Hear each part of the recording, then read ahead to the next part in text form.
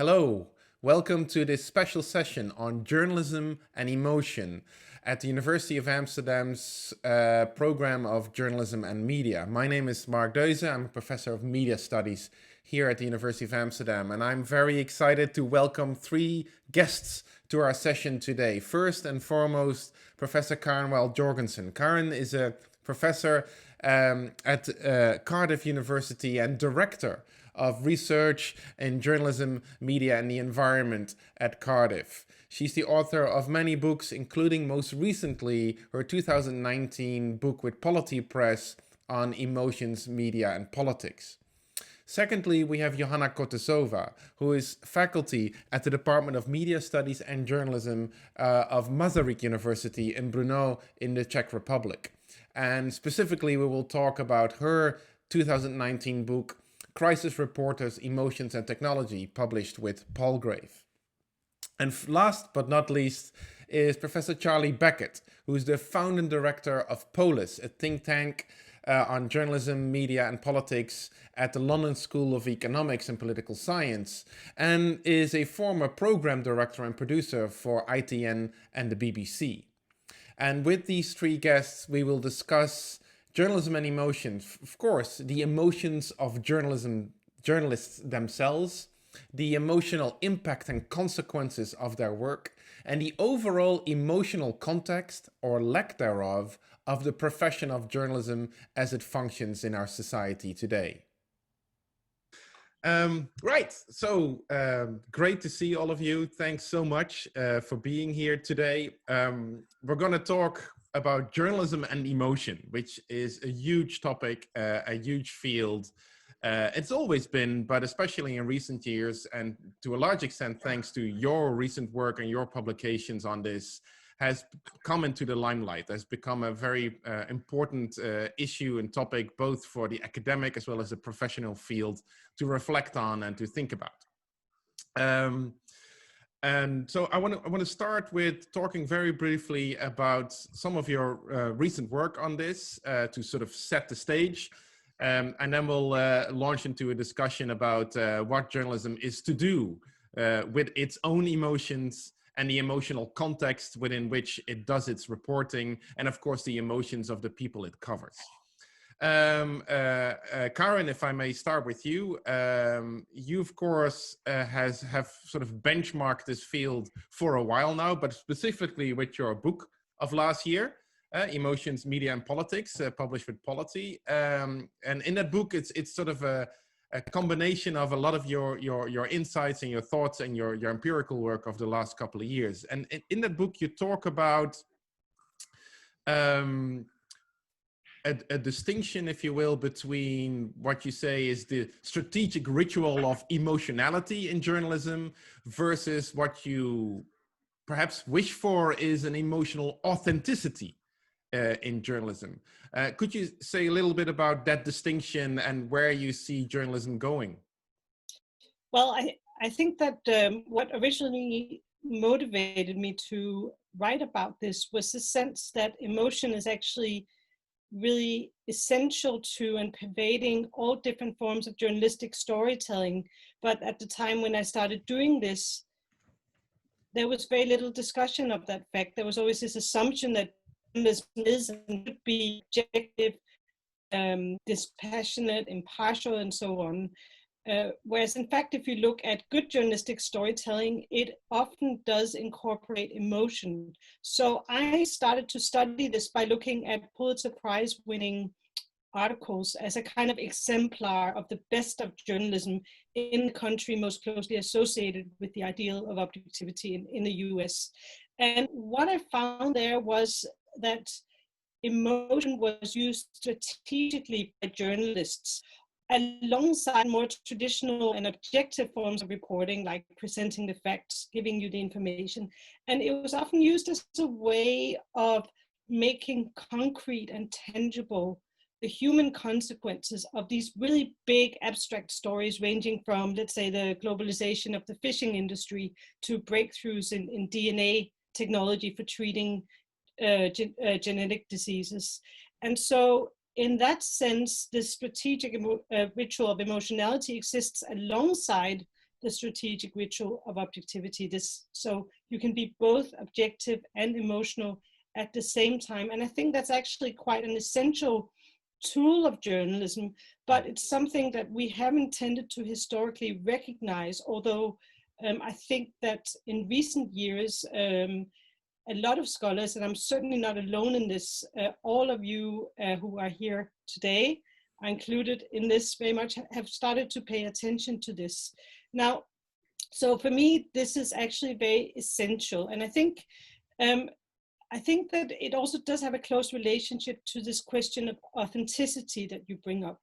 I think that there's a widespread sense, this is something, by the way, that became apparent when I started to do focus group research with audiences.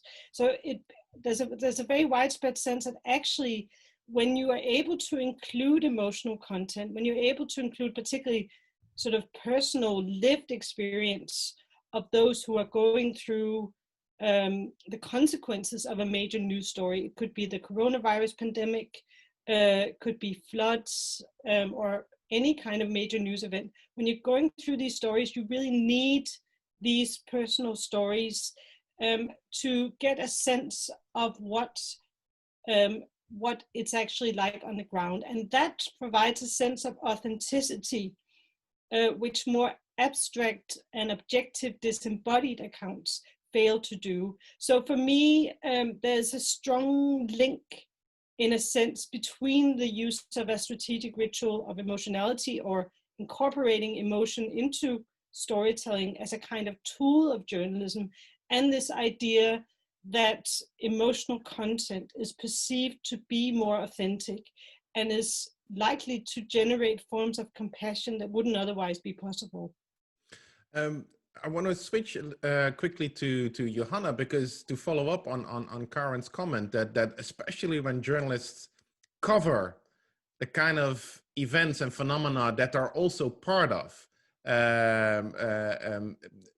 creates all kinds of tensions with a sort of traditional view of what a professional journalist should be or could be, and in the view of journalism as more in touch with its own emotions, as a human being, as you say in your work. In your book of last year about crisis reporting, emotions and technology, you specifically look at journalists covering major crises such as terrorist attacks. And in that book, you talk about the emotional culture of journalism. And could you say a little bit about that emotional culture and how it helps or hinders journalists to do their work in such a context? Mm-hmm. Yeah, so by emotional culture, I meant a typical emotional experience and work with emotions that this segment of journalistic profession does. And I found out that the war correspondents and crisis reporters, which means journalists covering terror attacks, natural disasters, etc., typically end up being cynical, because it's the only way how they can emotionally survive the things, and they learn how to postpone and suppress their emotions. But at the same time, becoming cynical or running or autopilot or being detached or being cool is something which is quite dangerous, because it can have very negative effects in the long run. Journalists can be deeply troubled by not being allowed to be authentic and by suppressing the emotions. So the cynicism can be understood as a coping mechanism, but as well as it can also be harmful in the long run for the journalist's emotional well-being and mental health. In your work, you also make a distinction between emotions as, on the one hand, practices of feeling and thinking, but on the other hand, also conditioned by the cultural and technological context within which you, for example, work. So, and in your book and in your follow-up publications, you reserve a specific role for technology in all of this. What role would that be? It's extremely varied. Because, for example, some journalists would told me that they use their cameras while looking at like graphic scenes, violent images, because the cameras would make the images less real, and they would turn them into a film, into a mediated experience. But at the same time, the visual technologies make the reporters come closer. Because you don't have, when you don't film it, you don't have it. So it's extremely ambivalent, the role of technology. And also there is this aspect of new media and the fact that with social networking sites, you need to be online almost all the time. You need to communicate with the audiences, and you need to you need to do all kinds of content, blogs, reportages, then live entries, etc. So it's extremely varied. But the point is rather that the emotional experience is based on the context and based on also technological context, and it's not like just an individual biological way of processing or way of experiencing events. This leads me to Charlie's work, because this networked context within which contemporary journalism operates is, of course, front and center to your work, Charlie. The era of network journalism, as you talked about and wrote about so many times, and what we see in, for example, Johana's account, where journalists sort of, in their way of dealing with emotions, shielding themselves from these emotions, become cool or cold or cynical and actually develop mental health issues. Karin's recent studies of coverage of the coronavirus crisis showing that the dominant emotion seems to be fear, which actually also, to me, suggests something that you talk about in your work, is that journalists often don't seem very emotionally literate. And you, in your recent talks and publications, have talked about emotional literacy as a central organizing principle for journalism. Could you talk a little bit more about that? Yeah, what I mean by that, it's, I think what we're seeing is that it's not that journalists aren't human beings, or it's not that they aren't emotionally competent or whatever. But I think what they struggle with is what Karin's referred to as, if you like, the former professional culture of objectivity. And then you get what Johana has described as well, which is you're now in this new context of network journalism, of social media, having a much closer relationship with both the subject that you're treating, but also with your audiences as well.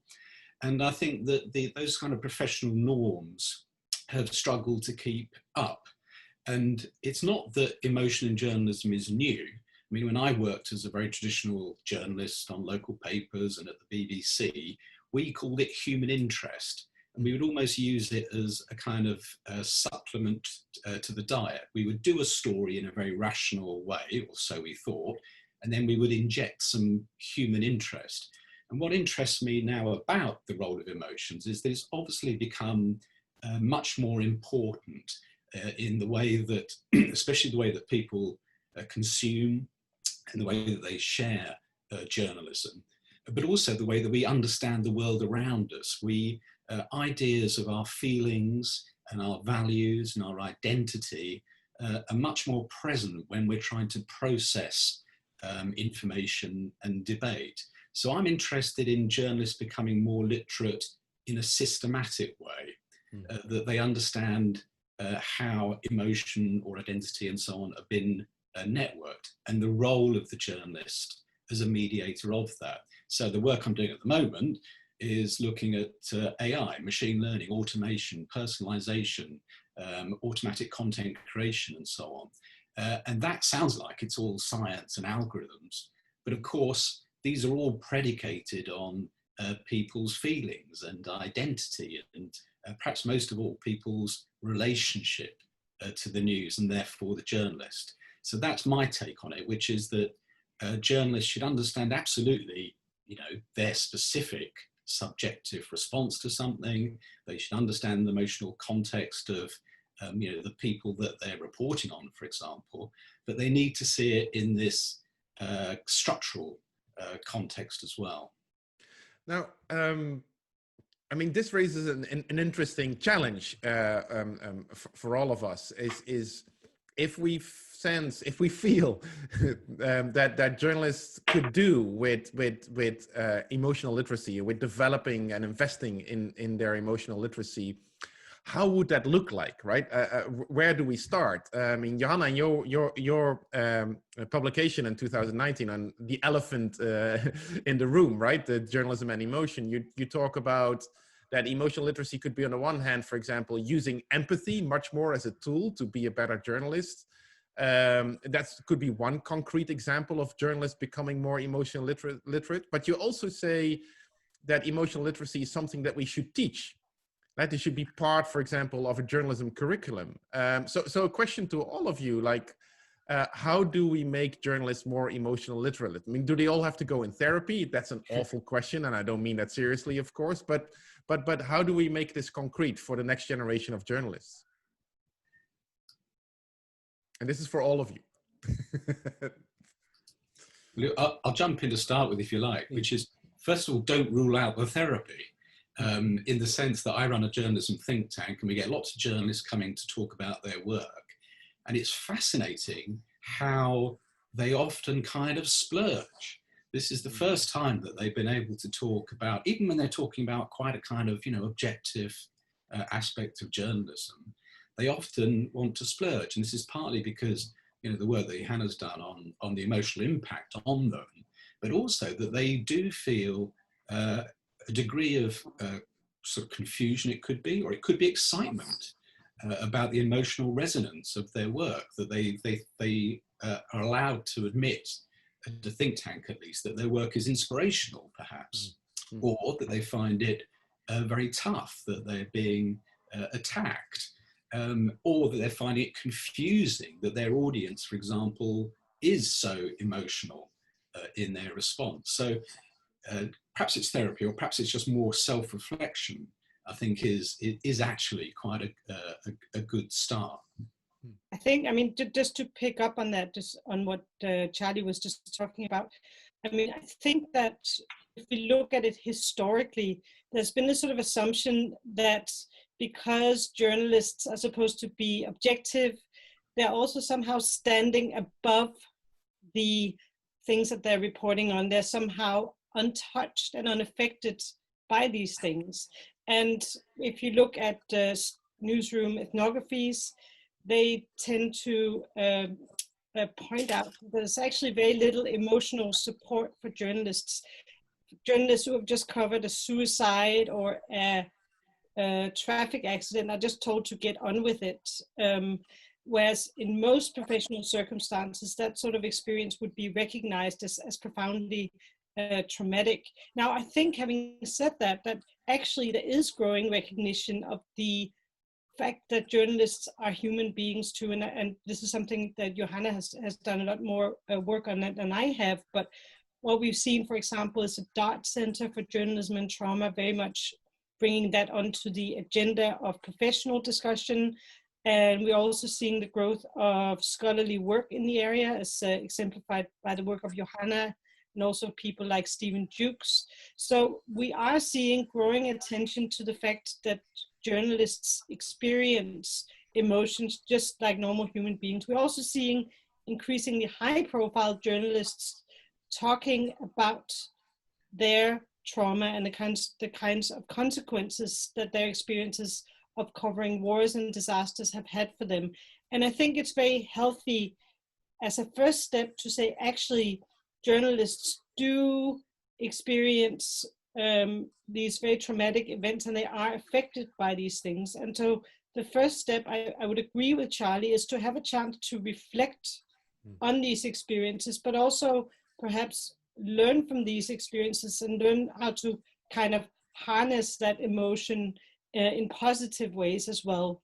And I think that it's something that journalism has traditionally not been very good at dealing with, but that actually things are improving as these kinds of issues are increasingly coming to the surface. I would add two more aspects to what has been said, because we've been talking about journalists' own awareness of their own emotionality and of the risks that can stem from the fact that they, as journalists, are supposed to enter emotionally difficult or intense situations. And it's not only about war reporters or crisis reporters, but also about local journalists who work in small disappearing newspapers, and it's also about vicarious trauma developed by journalists and editors who work with graphic and violent content. But this is still about the journalists themselves, but I would say that a part of emotional literacy should be also self-consciousness and self-awareness of the fact that journalists work with emotions, because their sources are human beings, and as human beings they have emotions and feelings. And this can sound really banal, but there is still a lot of journalism which, by being not sensitive enough, can harm people, such as victims and survivors, their families, and even whole communities. For example, there has been research on the survivors of the Utøya Island terror attacks in Norway, and on how the survivors' post-traumatic stress was increased by being interviewed by journalists. I think that journalists should also know their power in shaping the emotional public sphere. So this is the first aspect I wanted to add. And the second one is that I think that emotional literacy could also mean, and we could also teach how to transform emotional experiences into text and images. And this is something Karin writes about. I mean, transforming emotional experiences into texts and images while being honest to yourself and to the publics as well. It means knowing that it's perfectly legitimate to use emotional styles, and that emotions can help to make reporting more credible and humane. And I guess we'll talk about it later. Mm-hmm. And in turn, it also means putting aside the utopian idea of detachment and the neutral version of objectivity. So yeah, I think that emotional literacy can mean these three types of awareness of others' emotions, of my own emotions, and knowing how to work with emotions, how and with what intentions to use emotions in reporting. So if we assume for a moment that we as educators and our colleagues are successful in introducing this kind of idea of emotional literacy in our curricula, in our programs, if journalists work through their own emotions, and let's just say we see this happening, and in a way I think we all are observing this trend that this is happily being acknowledged much more widely than before, perhaps. What would good journalism in this context look like, right? I mean, it's an interesting question, and Johana, you referenced this in your comments that both Charlie and Karin, you've talked about how a hallmark or a benchmark of good journalism in this context could be journalists that are much more deliberate about using emotions in their storytelling. And Karin, you talk specifically about emotional storytelling, possibly leading to, as you also said in your introduction, to more compassion among audiences for victims or for a specific phenomena that features prominently in the news.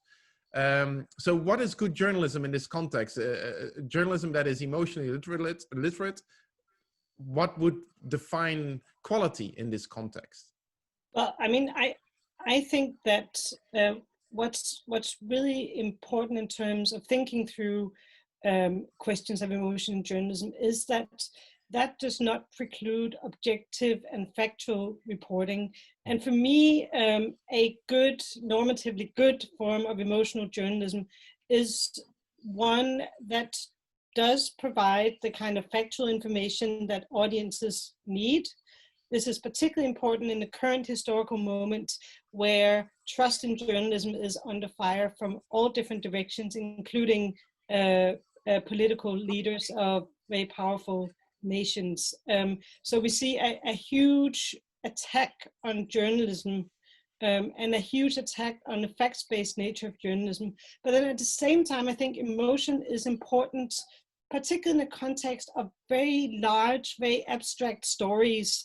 So, you know, just to give an example, we get bombarded with statistics around the case numbers and deaths associated with the coronavirus pandemic, but understanding what that means concretely in terms of the lived experience of people who have been affected by this is a very different matter. So it's one thing to be told that we have an additional 200,000 cases of coronavirus today, just to pick a figure, but that does not necessarily register a significant emotional impact compared to the kind of impact that you might get from actually hearing about the experience of the family of someone who's been hospitalized in intensive care and who are kind of dealing with the emotional impact of that situation. So it's often a way of actually making concrete and tangible the consequences of these huge and very difficult to comprehend stories that are so essential to news. If I jump in there, I think one of the problems with this, when you talk about emotions, is we tend to then think of the extremes. We tend to think of, you know, conflict reporting or very angry political debate.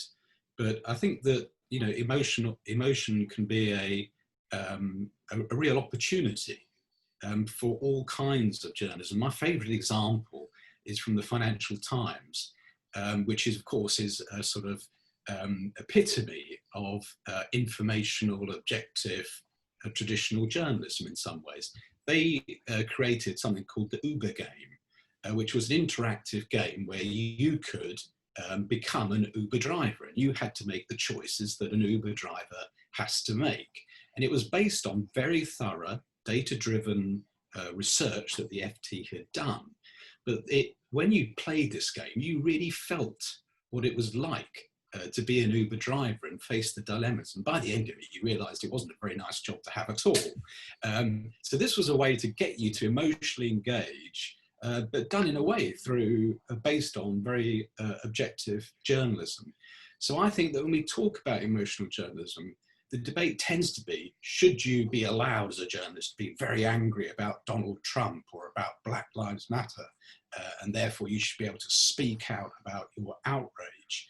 But actually I think it's about perhaps less exciting ideas, like the idea of listening, that you should be listening much more to how other people feel and how they think before you start imposing your own subjectivity upon it. It could be that you should be more curatorial about emotions. It's not necessarily that you as a journalist you know, have to force your emotions to the front, because I think the danger then is that you just replace one norm of a kind of false balance, a kind of false impartiality. You just replace that with a very over-subjective partiality, and that can be just as unhelpful.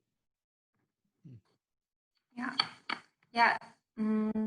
I really like the idea of using emotions as an opportunity, or using the emotional term as an opportunity, because I think that's what's the diverse emotional aspects of journalism that we can see now have shown us is the constructedness of the myth of detachment, of the ideological character of journalism. So I think that we can show this opportunity to redefine these impossible norms, and instead of fighting for them, we can redefine objectivity and what it means to be objective instead of being detached. I think it can mean being open about newsmaking processes.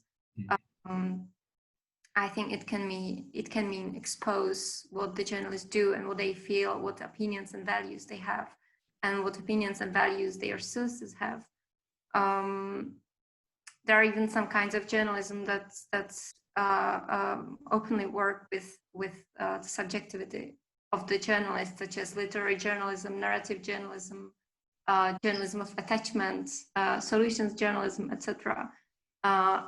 And what these kinds of journalism show us is that this openness, the redefinition of objectivity as a process can help professional journalism to regain or maintain its legitimacy face-to-face citizen journalists and the challenges posed by digitalization.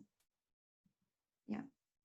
Can I just pick up on something based on what both of you have been saying? I just wanted to tell you a little story about the research I'm doing at the moment. So I'm doing research on community journalism startups and how they've been evolving over time, and also looking at them in the context of the coronavirus pandemic.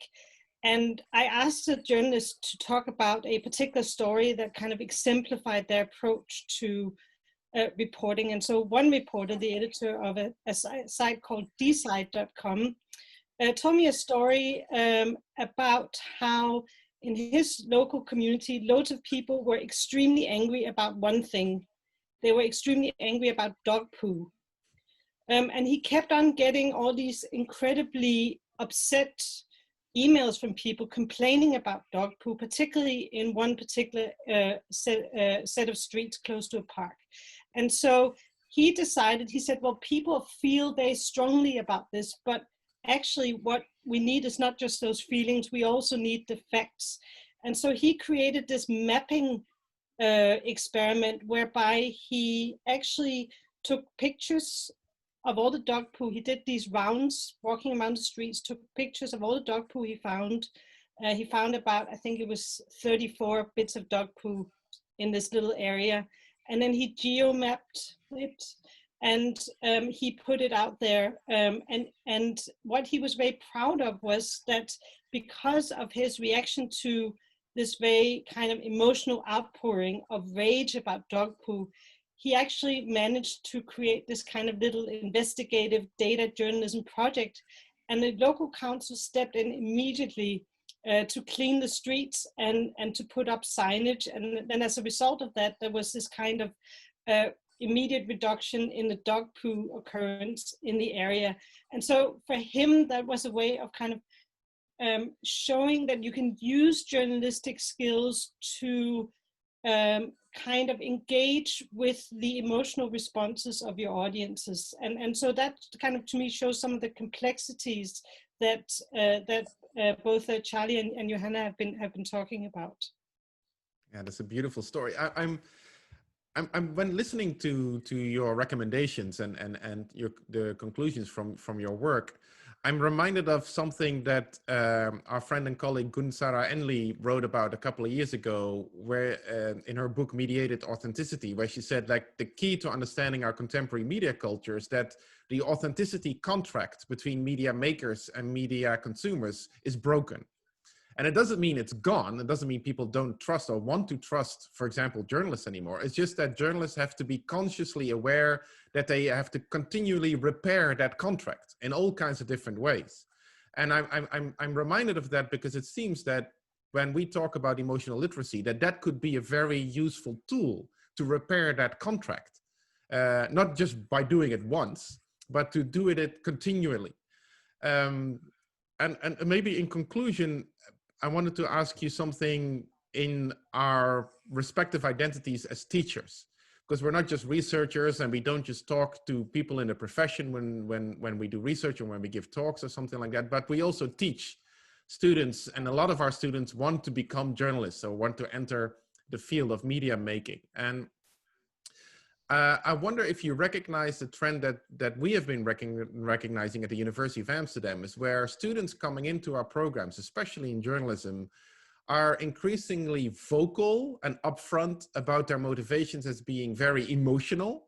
Not just that they're passionate about journalism, because in a way that's also a requirement to get into journalism, I guess, but also about their own self, their own identity, as motivating a specific kind of journalism, as being aware of themselves and their own, the things that make them upset or angry, and wanting to change that through their journalism. What can or should we do with this kind of motivation for journalists? We see it also in international research among journalism students by Volker Hanusch and his colleagues, right? That the two primary motivations for people entering journalism these days should be, on the one hand, creativity, like they want to make beautiful work, and a sort of a personal activist project, like they want to change the world in some way or another. These two things are not necessarily recognized as much in traditional teaching and thinking about journalism. So how do we do that? Do we celebrate it and let them run free and like go and do whatever you want, or do we discipline it? What is our mission here as educators? I mean, I'll go first if you want. I think in a way, nothing changes. I mean, when in the last century, when I went into journalism, it was because I was I wanted to change the world. I also thought that journalism was the most fun you could have outside of illegal drugs and sex. And I thought that it was also a wonderful mode of expression, of creativity. Now, and I had a really good time as a journalist where I was able to deploy some of that. But there were far fewer opportunities back then. I think now people may be coming into the field with similar motivations, but now they're presented with a far more diverse set of opportunities to actually perform as a journalist. And many of those opportunities are actually predicated on wanting the journalists to be more personal themselves. They want to literally build a personal profile.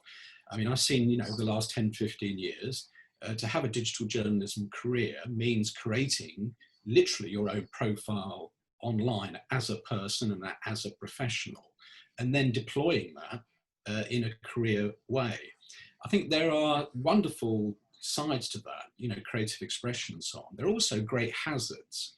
We see a lot of trauma where those journalists themselves are subjected to personal attack, but also the strain of performing, that you don't have that refuge of the sort of objective culture.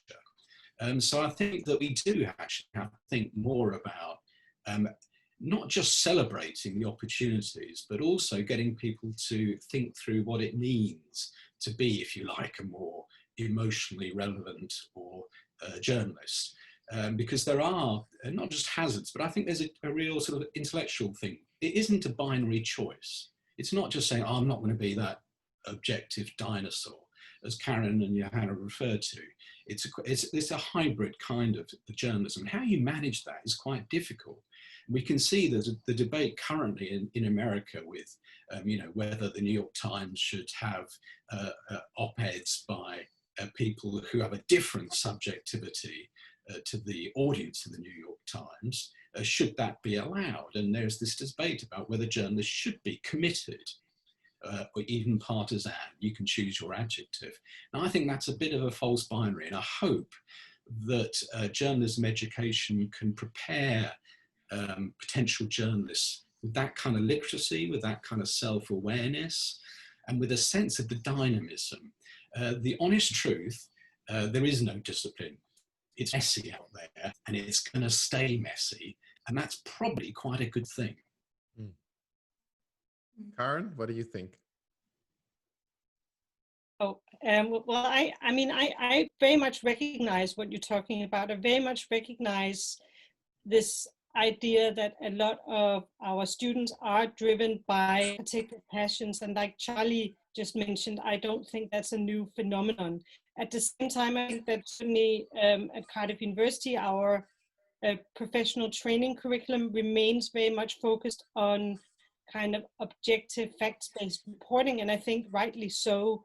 I mean, I do think that actually having done a lot of research with journalists, and doing some at the moment as well, you do need to have a passion. You need to have a passion that often springs from an interest in a particular set of causes, but then often ends up broadening to just a passion for news and a passion for serving your community and serving your audiences. So I think that having that passion is important, because being a journalist at the moment is an incredibly tough job. It's incredibly precarious. It's incredibly unstable in lots of different ways.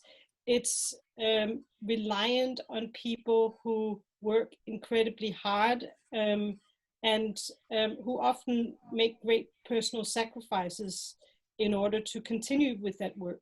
So for me, that passion is essential, and is often what drives people who actually stay in the profession.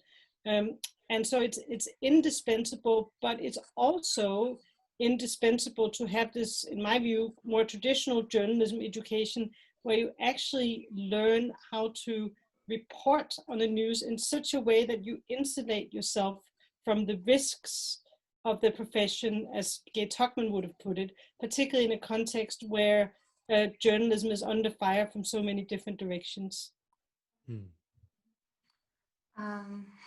It's great to listen to it, because as experienced teacher as you are, but I'm afraid that I don't really see this. And what I observe is rather that some journalism students mix journalism with public relations and marketing, and they want to gain journalistic skills and then use them elsewhere after finishing their studies, use them in marketing and public relations. And this makes me really skeptical sometimes, because in some respects, I believe that journalism is the opposite of marketing and public relations, and that good journalism should be independent and autonomous. So I would very much support any sign of personal engagement, activism, subjectivism. And I do so, but I mostly supervise qualitative research thesis, and I teach research methods. So I encourage my students to think critically about the core definitions of professionality, be it journalistic professionality or researcher's professionality. But it's, in my case, it's rather researcher's professionality. Well, I mean, I know there's so much more we could, or perhaps even should talk about in all of this, but for now, I really want to just thank you for taking the time to speak together about this issue for an hour. I guess one area that we could touch upon much more is our own, and Johana, you referenced it at the end, is our own emotions, right? Because one thing that always strikes me when we talk about journalism as academics, that we sometimes under-acknowledge our own emotional investment in this field, that we obviously love journalism in all its, with all its problems and its pitfalls and its dangers and whatever, but it can be such an important and beautiful field. And I guess it's also up to us to acknowledge that and to talk, come clean about that to some extent. But I think in a way we've done that with this topic and with this session today. So Charlie, Karin, and Johana, thank you again so much. And looking forward to see you in the flesh in Amsterdam or anywhere else in the world very, very soon.